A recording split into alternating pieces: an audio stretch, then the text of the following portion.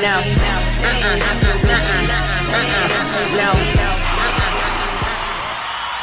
back to Pisces TV with Montana B. This is a reading for Pisces. Sun, Moon, Venus, and Rising, wherever Pisces may fall in your chart and or your environment. Keep in mind, tarot is entertainment. If it doesn't resonate with you, check other aspects of your chart, some of my other videos. As we get started with your reading, be encouraged. Okay, so we're going to do some motivating. We're going to do some peace and some breathing. I am aware that it is Mars Day. Okay, and Mars is in Taurus, honey. And there are many that may not be as pleasant and as harmonious as us. Okay, and if you are one of those, then let's change that. Okay, check the description box. There's a lot there. Most of your answers most of your questions will be answered. The link to my store, products and services booking, as well as how to join us on the other side if you're interested in the extended to this video. If there will be an extended, we'll see how it goes. Okay, the community board is your scope of support. It is so essential, so check that out as I deliberate about the intro. Let's go ahead and move forward. I appreciate all of you that came to listen, all of the viewers, and take what resonates. I do see chaos. I also see peace.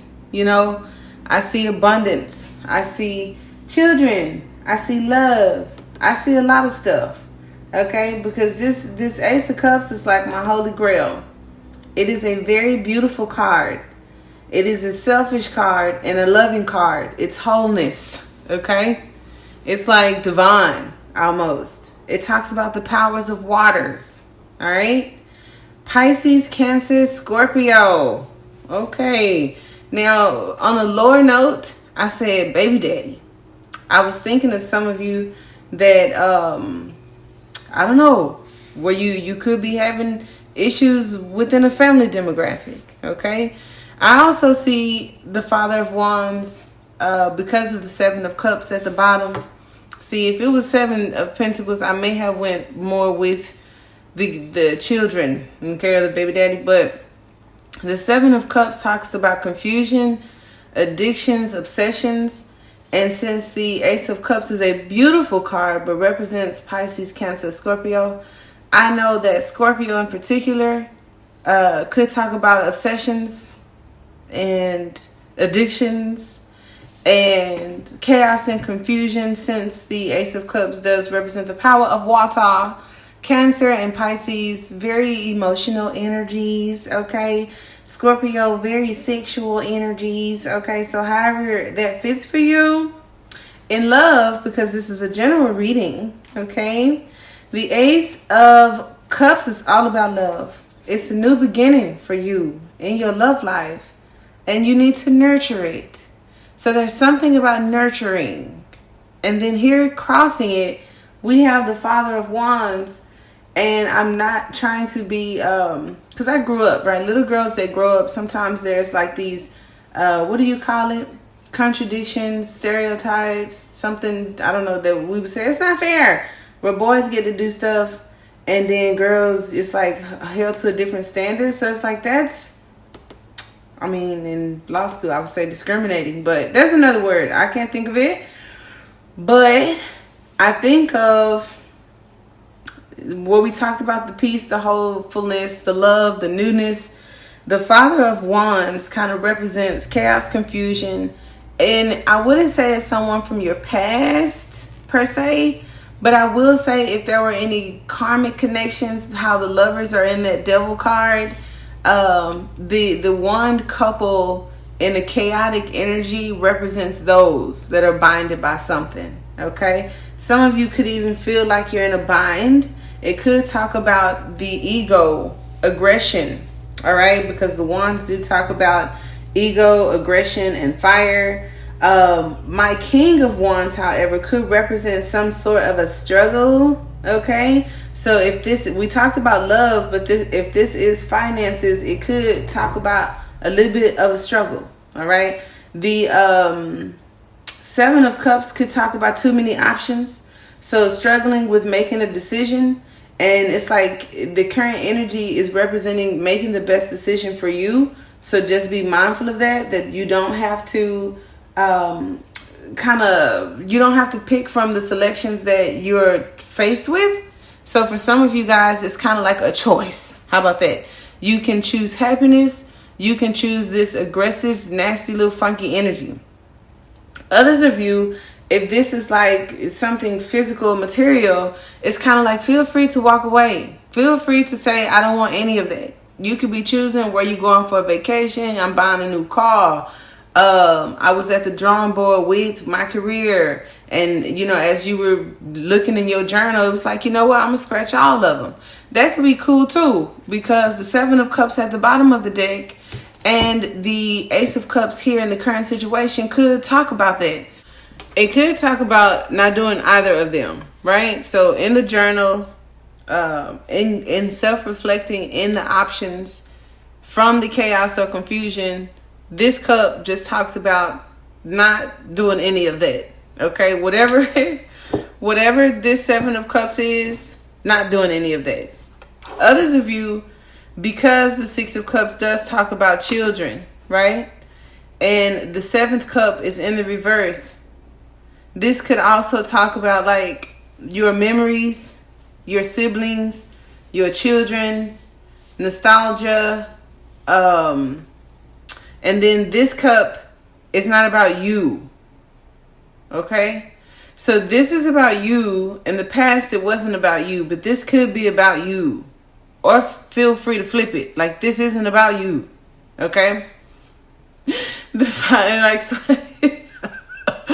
I promise y'all, I'm non-biased, but the way I said that, because I can't be a brat and selfish and a lot of things. When I said this isn't about you, that sounds like some shit somebody would say to me.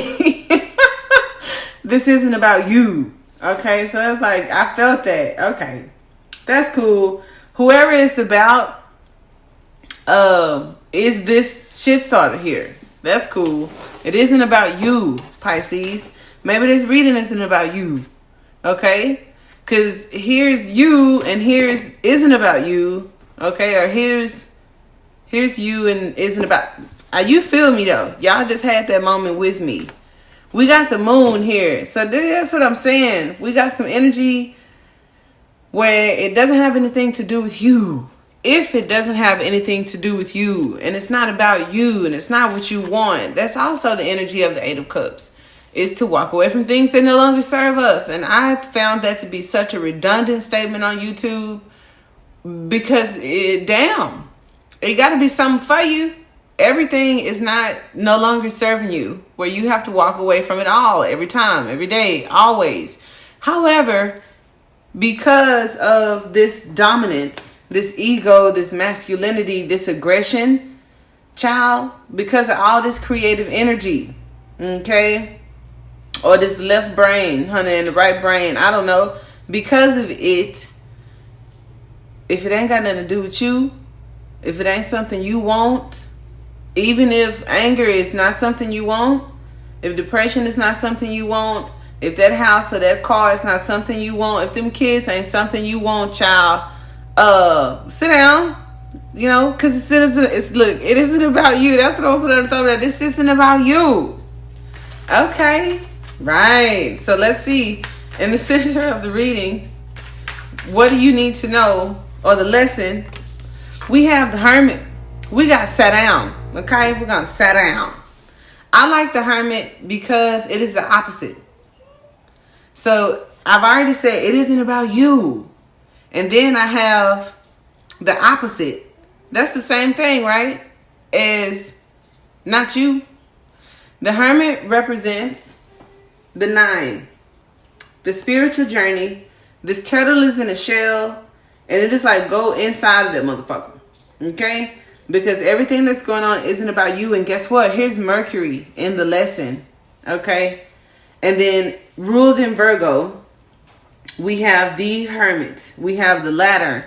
Whatever the tortoise represents, the tortoise, we've been talking about the marathon and slow and steady winning the race. And somebody's very aggressive and ready and want to go. Right? But I like the balance here where this Father of Wands is the conflict. And that's a nice thing that those energies around the Father of Wands is complementing, a chill. Because the Ace of Cups is a chill. The Hermit is also some sort of a chill. Okay. The Hermit in the lesson, or the what you need to know, represents some sort of analysis and being insightful. Okay. Time alone to ponder could indicate a physicist or an astrologer contemplating a new theory. So it's like we do a lot of discussions. I'm working on a lot of courses. Many of you that I work with through tarot and or business classes, I know you guys are like students in actual institutions. Some of you guys are students of some of my mystery classes. But there's an energy of it ain't about you. And maybe you spend so much time on you or alone or on something, this new thing or the introspective that's needed, this logic, this analysis is asking you to be practical and mindful. Some of you guys may be writing, and it's writing about what you see and feel. But at the beginning we say, this isn't about you. And then here we have writing about what you see and feel.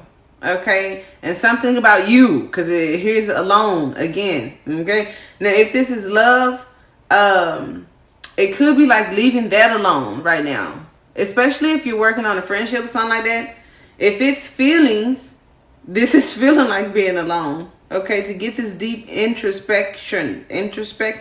Now, someone could have ghosted you. If we're talking about abandonment issues, we do have the Father of Wands here. So if this represents a person and it's not a person that you've made it with, it could talk about your father, their father, our Father with art in heaven. All right, whatever the case may be. We have this fatherish kind of energy, and the Father of Wands as a father, okay, because that would be helpful if I talked about that, is not it's not a real nurturing, hands-on kind of guy.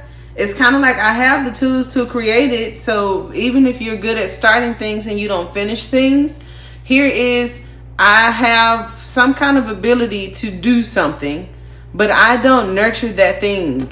Okay, that child. And it's not that I'm not beating men up or whatever, but it's true. Like you have this tool and it goes, and then some comes from it, like an offspring of some sort, right? And then you don't have to be there. You don't have to, but it's good if you do. You can, but you don't have to, right? And so that's why over time, that dominant energy, even in tarot, doesn't get like the Emperor, the Father of Wands, all them people. They don't really get the nurturing. It's what the Emperor is, the Queen of Pentacles, the girl, or the feminine energy is the nurturer. So this isn't nurturing. This is nurturing. And this is self, okay? But it isn't about you. Here we have a collaboration. So if we take the Father of Wands and now that partner, and now this Three of Pentacles, I am definitely talking about judgment, because now I see a male, I see a female, I see a child. And that's exactly what this Three of Pentacles represents, wholeness. But it's a contributing factor. It's where three individual stars connect to create a whole triangle.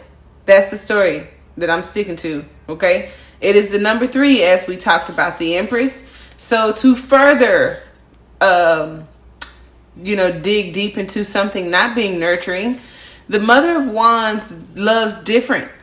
So this could be doing it a different way. This could be having the compliment. Oh, look, the compliment. This could be having the confidence to make it less about you and to kind of stroke the ego. The Father of Swords being what's crossing this Ace of Cups could be the ego crossing this union. Okay. And here's some introspection. Perspective. I always fucked it up. I'm not going to ever stop. An ego stroker who's confident because she like the World card, like the lady with the 2 wands in her hand. She feels whole. She's confident. Maybe someone else isn't. I don't know. And this collaboration of some sort isn't about you. That's all I can keep saying. That's a collaboration. You could have even, okay, I get that too. For those of you, like I've been talking about my Queen of Cups that graduates into her Queen of Swords, that's cool. And for my men that have learned the lesson of balance, equal give and take. If it is a factor for you to finish things, to have the endurance, to not just start things and actually finish them and nurture them, I like that these two in separation because of self and collaboration. Right now, things are one way. Crowning you is another way. And then the lesson has more to do with the right now. I hope that makes sense. I try to speak generally. And the way I just said that, it was like if somebody was listening to me, they'd be like, but what does that mean? And I hate for y'all to feel like that. But that is how a general reading should go. I be personally digging into y'all life on accident because it's your energies that'll watch this video. And those of you taking my courses, that is exactly how a general reading should go. Right now, it is this way. Okay? The lesson and what you need to know has a lot to do with this, and this has a lot to do with now. However, the crossing energy and the past energy are so similar, they could have been married. And then crowning your thoughts is this bringing it together.